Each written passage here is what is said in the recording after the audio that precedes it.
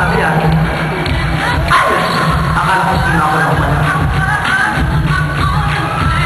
Wala akong sagot na yung gabi.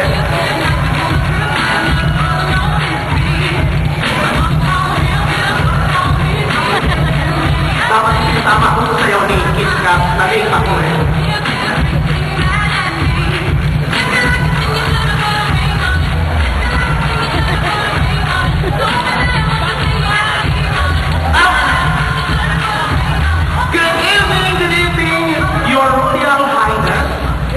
Magandang gabi.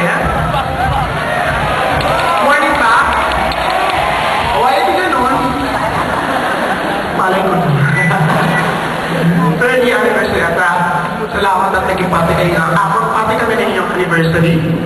Kumusta kayo dyan? Mga tao dun sa pinakamalayong part ng asa. Ay! Hindi ko kayo nakikita pero naririnig ko kayo. Maganda ba ako pag nalayo?